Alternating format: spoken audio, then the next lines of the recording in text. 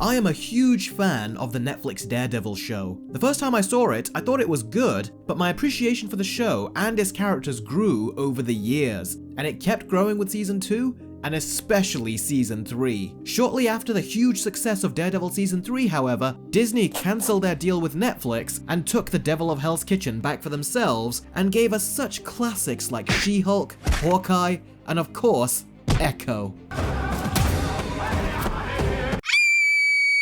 It only took Marvel 7 years, but they finally made a continuation to season 3 of Daredevil, with more behind the scenes chaos than a kitchen full of blindfolded chefs. But don't worry, we'll talk about that and more in this Versus video. Now the big question is, how did Disney Marvel's Daredevil Born Again compared to the much beloved Netflix series? We are about to find out. Let the battle commence.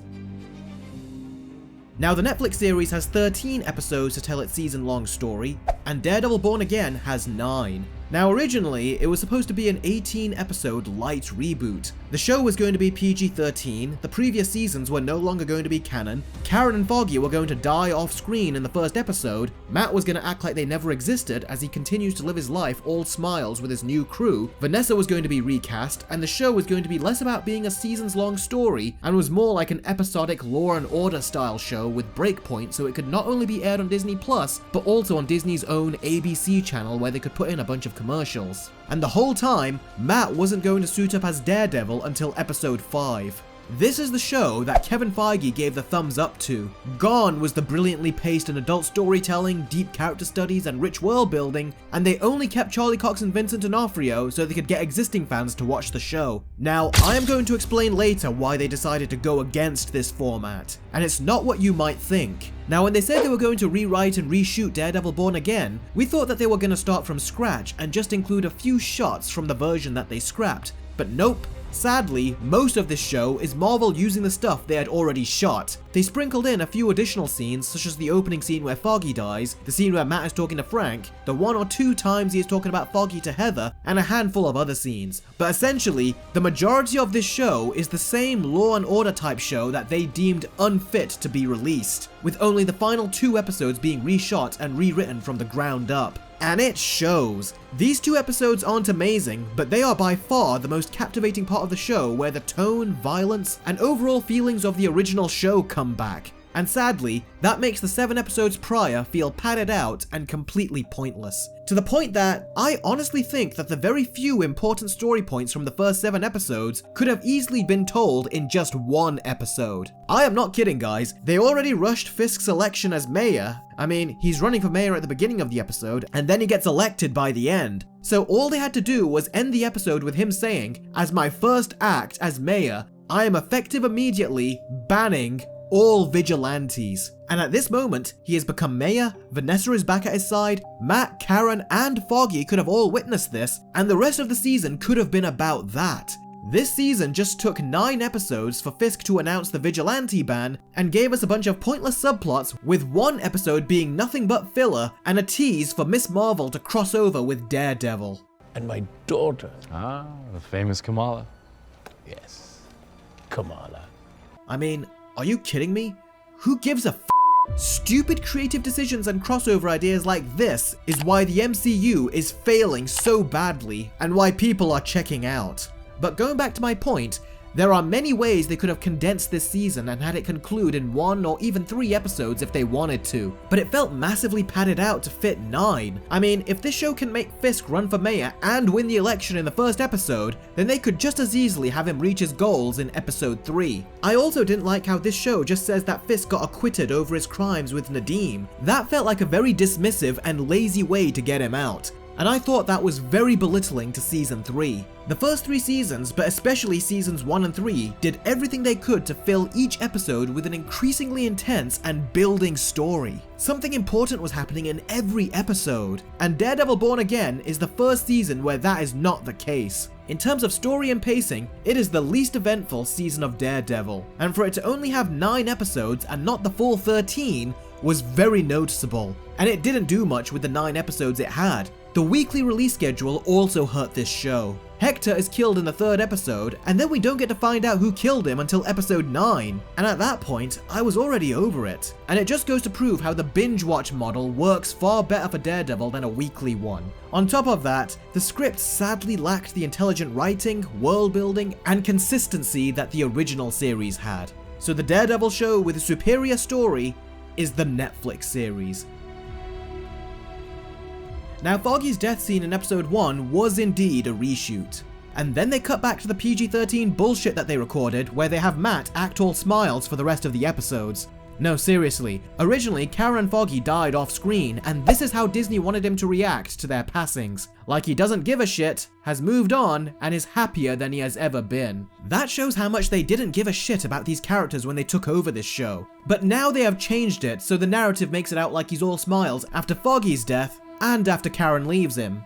In many ways, this is not as bad, but it's still terrible. Matt doesn't even act like someone who is in mourning, and when Matt is in mourning, we know what dark depression he falls into. It's very adult in the Netflix show, and he would be out there as Daredevil taking his anger out on criminals. That's Netflix's Matt Murdock. But in the Disney Marvel universe, he gives up being Daredevil and is all smiles throughout the show. And in case anyone notices, Marvel reshot 1 or 2 scenes where he is suddenly very sad about Foggy, even though there is no build up to it. Yeah, Marvel, you are not fooling anyone. Now, people will try to make sense of this and say, maybe he's repressing his emotions and is convincing himself that everything's okay. No, that's not what is going on here. What's going on is that we have 2 completely different versions of the show edited together into a Frankenstein monster of a series. That's why things don't make sense, especially with Matt and his chipper PG-13 Disneyfied everything is awesome attitude, and his sudden emotional collapse with no build-up. In Daredevil Season 1, Matt was very distant. He lost his friendship with Foggy, his former trainer and father figure Stick got into his head and made him emotionally disconnected, and his life as Daredevil wasn't getting any better either. Both sides of his life were getting significantly worse. And then, after days and weeks of silence, losing his friendship and partnership with Foggy, giving both his friends the cold shoulder, he actually breaks down in front of Karen. You see, this is how Matt should break down. There were episodes and episodes of build-up, he was keeping all his emotions bottled in, and you could really tell. He wasn't smiling, he was barely talking, and the distance between him and his friends was getting larger. But it all culminated into this fantastic scene. This emotional breakdown was earned. And in Daredevil Born Again, he's all smiles throughout the episodes, doesn't feel low that he's no longer with his 2 best friends, and then we get this. It's all better. He talks to you, doesn't he? Hear his voice. You do, don't you?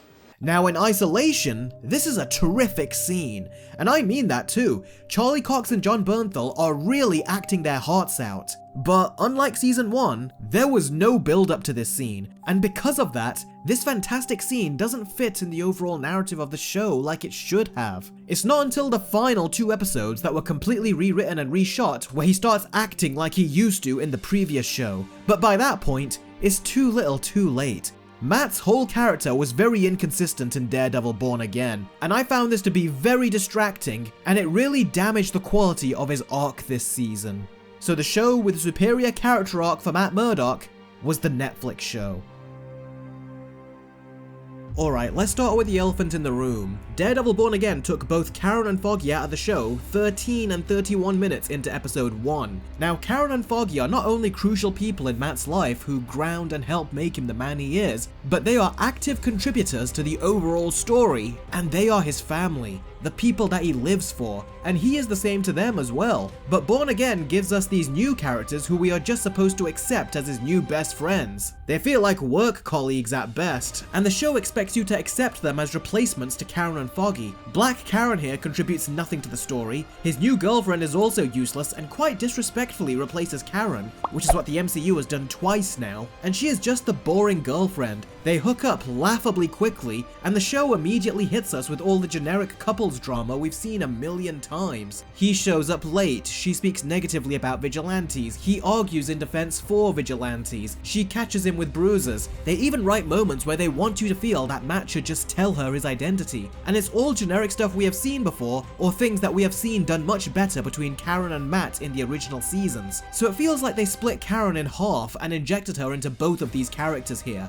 And by the time we reach episode 7, they even make Cherry take the place of Foggy too. Now Cherry is actually a pretty decent character. I especially like the actor, and if he was an additional main character and not just Foggy's replacement, then I would be more open to him. But he takes the position of the only character who knows Matt's identity, and although I found him pretty decent at first, in episode 6 he really lost me, because he tells Matt that there is a serial killer out there, he's killed 60 people, the cops can't find him, but do me a favor, leave it to the police. When I saw that, I was like, you gotta be kidding me. There is no way that was his speech to keep Matt from suiting up as Daredevil. That's like telling John Wick to let the authorities handle it after someone kills his dog. And then he has the audacity to say this. What the hell is wrong with you? Morning, Cherry. You think I wouldn't find out? You give me your word and then you pull this shit? I told you to stay out of it. So yeah, bad writing turned him into an idiot. What did he think Matt was gonna do after that riveting news update? And when Karen does come back in the final episode of the season, the energy she brings is miraculous, and you forget all about those other side characters. So the MCU's new side characters for Matt are terrible, and their underdeveloped butts don't hold a candle to any of the characters in the Netflix show. Hey, Kirsten? where is Matt? Hey, I heard yelling. Yeah, you should talk to Matt about it. Foggy! To be honest, the kid's kind of on my shit list right now, so. What is going on with you two? Matt has got a ton on his plate, and yet every time I see him, he's in some kind of private conversation with you. What do you want me to say? If you say it's complicated, I will punch you in the face. Personal. It's personal, okay? The same confidence I give Matt, I give to you. See, that doesn't work for me. We're a team here. Hey, what the hell happened in there? We're fine. No. You don't treat me like I'm just your secretary. I've done more work on this case than you have. I can't get into this right now, Karen. Enough of the dodgy bullshit. I deserve to know what is going on with you two, with you. Then we have Kingpin side characters, and they are also all pretty much pointless. They could have just as easily been faceless people who say, yes sir, over and over again, and that would have given them just as much character as they ended up having for most of the season. I mean, the Commissioner seemed like an interesting character, but we didn't get enough of him. The only character that I feel was really coming into her own by the end was Sheila. Now most of the show, she was just repeating the same words to Fisk. You can't do that, so we have to go through the proper protocols first, yada yada yada. That was basically her role and her dialogue throughout the first 8 episodes. But in episode 9, she does something so terrible that it actually gave us some interesting character development. But even so, that doesn't excuse her lack of character in the previous 8 episodes, and her choice here felt like it was a step too quick. Usually people wouldn't do what she did unless Fisk seriously threatened and scared her first, but he didn't do that with her, so for her to act this way didn't feel like it was written right. We also have this pipsqueak who is trying to act all tough even though he's clearly not. I don't even know why Fisk put so much trust in him because he comes across as incompetent and incredibly gullible. Adam was also a pointless addition, and his arc ended exactly how I thought it would. He was clearly there just to manufacture tension between Fisk and Vanessa, and the whole therapy thing between the two was interesting at first, but the more it went on, I just got bored of it. And it's clear that the only reason they were doing this was to explain Kingpin's absence whilst he was wasting time in Hawkeye and Echo. So this show actually suffered because of the MCU's lack of planning and poor integration of Kingpin into their universe. Tell me about Adam. Why him? It was his hands. His hands drew. Was that? I think it's the sound of no one caring. We also have Buck, who is essentially Wesley Light. He did grow on me more as we got towards the end, but Wesley felt like such a fleshed out character with just a few words. You could see how close of a friendship that he and Fisk had, and he left one heck of an impression. The same with Bullseye when he was Fisk's right hand, but this guy just seems like a random lackey in comparison with very little character. And then we have Vanessa. Now Vanessa was a great character in the original series. You think that she is going to be terrified of Fisk, but as the show goes on, you start to realize that she has a rather mysterious background herself, and she actually starts to grow a huge liking to him. And as the seasons continued, she became more and more vindictive, especially in season 3 when she ruthlessly orders the death of Ray Nadeem. But in Daredevil Born Again, all she does is complain. An interesting quality that the Netflix series put in Vanessa is that she was a mystery. You never knew exactly how far she was willing to go or what made her the way she was, and that mystery is what made her so interesting. But in this show, she felt like a completely different character, like the new writers didn't know how to write for her. Now, as soon as we got to the final 2 episodes, aka the reshoots, she became much better. All of a sudden, she started to feel much closer to the original Netflix show, including how she was the one who ordered the hit on Foggy. Although, I'm gonna call bullshit here. I don't believe for a second that Bullseye would just forget that Fisk killed Julie. He definitely would have tried to kill Vanessa right here so he could get even with Fisk. In fact, he could have killed her with that pen she gave him, but he didn't. So this all just felt like a weak way to kill off Foggy. But that aside, this is when I started to see the original Vanessa back. But again, she was only like this in the last 2 episodes, so we had to sit through 7 where she didn't feel accurate to her original character. And the way these two end up by the end, it made this whole therapy and divide between the two feel tacked on. It's another example of poor writing and a way to pad out the length of the show. So the side characters were a huge fail in Daredevil Born Again, and a last minute reprieve for a couple of them is not good enough. If you look at all the side characters in season 1, both good and bad, they all felt very fleshed out. Karen and Foggy were so memorable after just 1 season. We even see them have a sweet relationship with a tenant who they try to help free of charge, and even that ended up being incredibly heartbreaking, and you really love and feel for these characters. But after 1 season of McDuffie, Cherry, and Heather, I just felt nothing. I have no attachments to these characters. They were hijacking time that Matt could have spent with Karen or even more with the Punisher, and the whole time he was with them, I just felt depressed that he wasn't with Karen and Foggy. And I bring this up repeatedly during my first viewings of this show on my Patreon. I didn't even like Angela. She was a good little actress at first, but as her scenes go on, you start to realize that she is incredibly one note and has that one look on her face which is to tell people off. Even when she was looking for Muse, it looked like she was getting ready to give him a mouthful. And nothing about her character made sense. How she suddenly found Muse when the cops couldn't. How she keeps wandering around on her own without her guardian, even though there's a mass murderer around. And her lectures to Matt reminded me so much of the little girl from Captain Marvel. How about literally anything? Mr. Murdoch, attorney at law, big fancy office, here to help the little guy, right? Because when the little guy put something for real in your hands, you're all, no, that's fine. That's cool. My bad for thinking you cared. You have a chance to find the coolest mission in the history of missions, and you're gonna give it up to sit on the couch and watch Fresh Prince with me? What? I just think you should consider what kind of example you're setting for your daughter.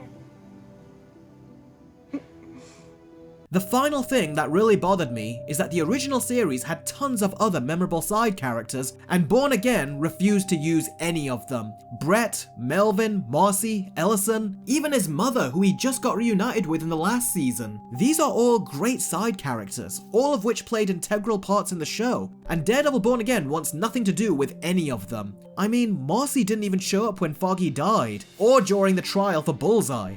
What a waste. I mean, all these characters were gift wrapped for them. And the only one they ended up using was Josie the bartender. Wow, they sure are spoiling us, aren't they?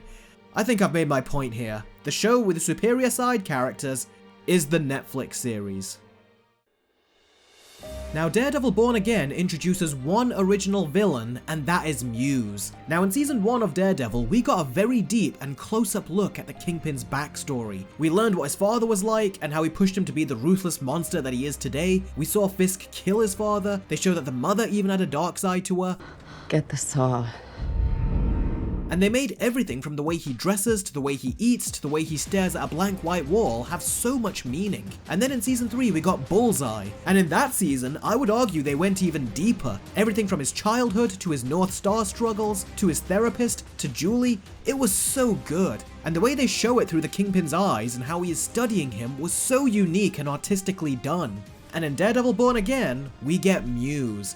Now, I thought he was built up quite well. His first action scene with Daredevil was awesome, and he has a very simple yet cool design. And after he manages to escape his first encounter with Daredevil, I was very happy, because I thought, cool, now we are going to get the Muse episode, where we see his backstory, what motivated him, why he is the way he is, and we are going to get it in that really deep and exciting Daredevil style. And then the next episode started, and rather than show his backstory, they have him tell you. and they blurt it out so lazily that my jaw was on the ground. I mean, all I ever wanted to be was an artist. To be the person I am now, and that's all thanks to you. How do you look at the previous Daredevil seasons and how they developed their villains and then think that this is acceptable? And why was he there to kill Heather? This felt like a forced ploy to get Daredevil to fight Muse again. And he does. The action scene is nowhere near as good as the first one, and then Muse gets shot by Heather. And that's the end of Muse. Yep. Muse was introduced in episode 6 and he got taken out in the middle of episode 7. So Muse had a solid starting point, but then Marvel were instantly done with him and dropped him from the story. This really made Muse feel like a complete reshoot, because he does not connect to the overall story. And the final thing that convinced me of this was how they very quickly wrote him out. So yeah, Muse was completely wasted. And as for the Kingpin, he is much better in here than he was in the previous MCU shows, and they actually gave him some pretty cool stuff. But I gotta say, in the grand scheme of things, I feel like the MCU have really turned him into a lame character. Because the whole time they've had him, he's fought a teenage girl, an ice cream man, got scared by an old granny, and is now beating his wife's shrimpy boyfriend. The last time Netflix had him, he was fighting Bullseye and Daredevil. But in Born Again, they do very little with him. Everything he does in this show is just lighter versions of what he's done in the previous seasons. That is, until the final episode where he crushes the Commissioner's head. I mean, Daredevil has been bloody before, but this is the first time it got gory, and it was a cool practical effect. So that was cool. But still, my point remains, Kingpin faced off against many great foes in the first 3 seasons, including the Punisher, and for Marvel to still not have him face a worthy adversary after all this time is very disappointing. More disappointing is that he actually got beaten by these weaker foes. So the Daredevil show with the far superior utilization of its villains is the Netflix series. It's important to note that most of the action in Daredevil Born Again was reshot too, and I'm very glad that it was, as they brought back the original fight choreographer who worked on Daredevil Season 1, something they should have done originally but didn't, and it shows. There is a night and day difference between the two versions. The choreography is fast and fluid, each strike is very impactful, and the blood makes it all the more vicious. But in one scene, the reshot fight sequence actually made no sense. When Matt had this guy bleeding all over the place and broke his neck in episode 2, I thought he was either dead or put in a coma. But then in the next episode, you're a blind lawyer who can fight. He's alive and walking, with just a couple of bruises on his face. This was so dumb, and you can tell that they reshot this action sequence and made it more violent without taking into account that this guy was supposed to be alive in the next episode. And many people agreed that there was no way this guy would have survived that. Now, Charlie Cox has said in interviews that Netflix didn't have the budget to do the effects that they can now do on Disney+. But if I'm being honest, Disney didn't have the budget either. I mean, look at this. This looks like a video game, and a bad one at that. At least Netflix knew that if they didn't have the budget for something that they shouldn't do it, so they decided to find other more grounded and practical methods, such as Matt following a truck whilst traversing over these rooftops. This was amazing to see because they are using real-life stunt doubles and not CG doubles like Daredevil Born Again did with the crazy camera shake to hide it. Netflix also kept the CGI out of the action and made everything practical, whereas in Born Again, the action scene in the first episode was great on paper, but in execution, it was full of CGI. The only part of the fight that didn't look like CGI was this part on the stairs and the final bit right here. The rest of this fight was a complete CGI fest with CGI doubles and tons of CGI smoke. Which is bizarre because in the behind the scenes you can see that they did shoot this practically, so why they had to layer it with so much CGI makes no sense to me. This is also supposed to be the MCU recreating the one-shot hallway fight sequence of the Netflix show. Now the Netflix hallway fights are so impressive that people still scratch their heads as to how they were able to do them in one continuous take. Season 3 especially, they also used real smoke on the set, and not this CGI fog that we have in Born Again. And because it's using a ton of VFX, it makes the one-shot sequence much less special. And you can tell that they're using tricks to stitch the CG shots with the practical shots, and the switch between the two is very noticeable.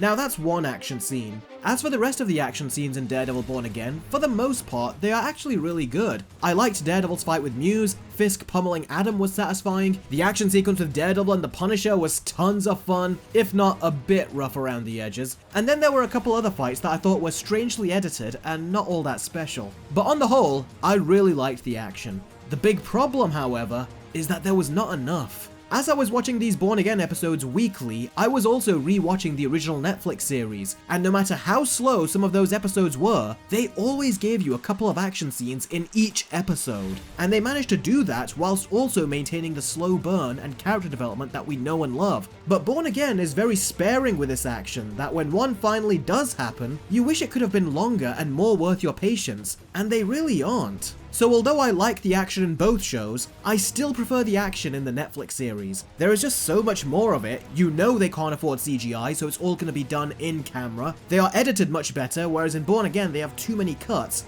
And the overall aesthetic of the show is much more dark and gritty with its colors and cinematography. And in turn, that makes the action feel all the more cinematic and real. And seriously, those badass hallway fight sequences went from great to awesome to frickin' impossible. What the Netflix show managed to do with a super low budget is more than what Disney was able to do with a bigger budget. And that is an even bigger shame. And as much as I enjoyed some of the action in Daredevil Born Again, it just didn't feel like it could compete with the quality and quantity of the original series. So the show with the superior action is the Netflix Daredevil. Listen, I can look past many things, but what I can't look past is bad writing. And the writing for Daredevil Born Again is its biggest issue. It mostly consists of a PG-13 episodic Law and Order type show with some R-rated bits thrown in, and 2 final episodes that were reshot in an attempt to tie it all together. And then it was rushed out to Disney+. And you can tell that they rushed the show together too. Not just with the terrible CGI, green screen, and also bad editing, but also the atrocious ADR. I assume that is what you meant by optics. Yes, Mayor Fisk, it was indeed. What the fuck are you doing? You've kidnapped me and then you're gonna what, shoot me? Huh? Frank, stop! How does the MCU have so much money and yet the sloppiest productions? You know, and sometimes this all feels, to me, feels like fake. It all feels fake to us too, Matt. This is a classic example of if it isn't broken, don't fix it. All the additions that the MCU made are inferior to what the Netflix show created. The new characters, story, tone, cinematography, and the 9-episode narrative structure is all worse. And it's clear that Marvel needed to do a complete rewrite and reshoot, rather than this weird hybrid that they went with. Daredevil Born Again only really got going and started to get good in the last 2 episodes. The Netflix series, on the other hand, was excellent from episode 1. With each of its seasons, except season 2, the writing was tight, each episode mattered, and each season gave you a high quality, coherent, and complete story. It's time for the scores. Netflix's Daredevil Season 1 gets a 9 out of 10, Season 2 gets an 8 out of 10, and Season 3 gets a 10 out of 10.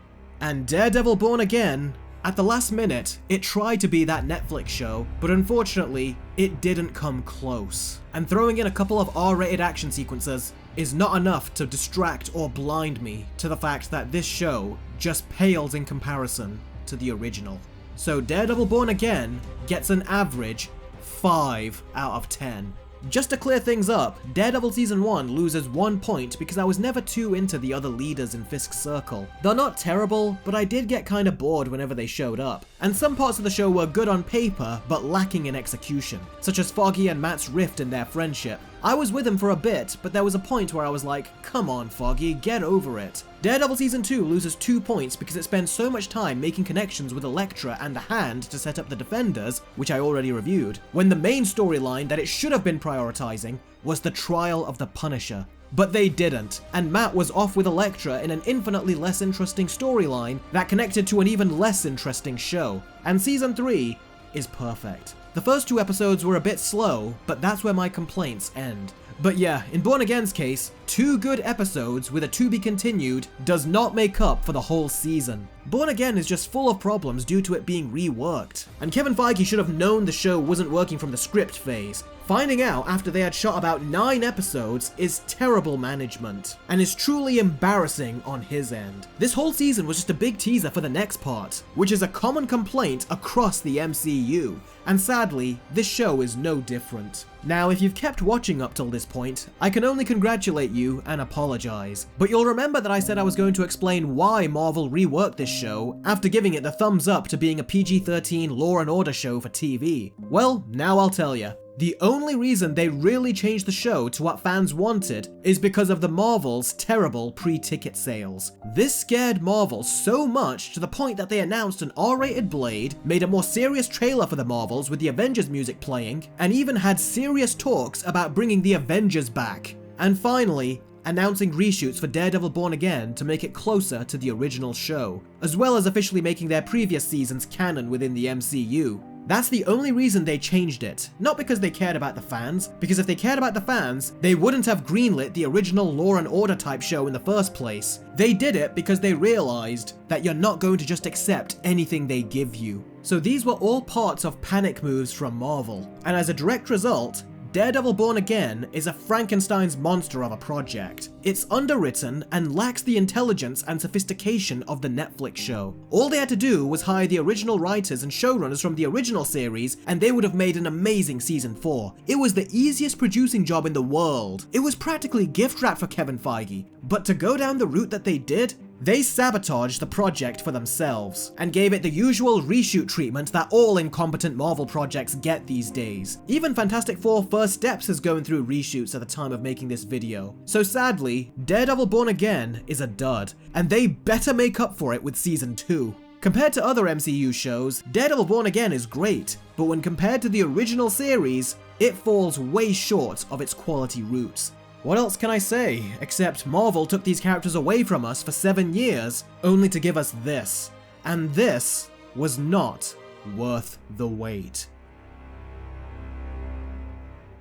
Thanks very much for watching, everyone. If you like what I do, then feel free to support me over on Patreon and YouTube memberships. I upload content regularly on those platforms and it will really support the channel. With that said, what are your guys' thoughts on Disney's Daredevil Born Again and Netflix's Daredevil? Share your thoughts in the comments below, and be sure to give this video a thumbs up and click that subscribe button and the bell so you can stay up to date with all of my future Versus videos. Thank you very much as always for watching, everyone, and I will catch all of you very soon. Take care.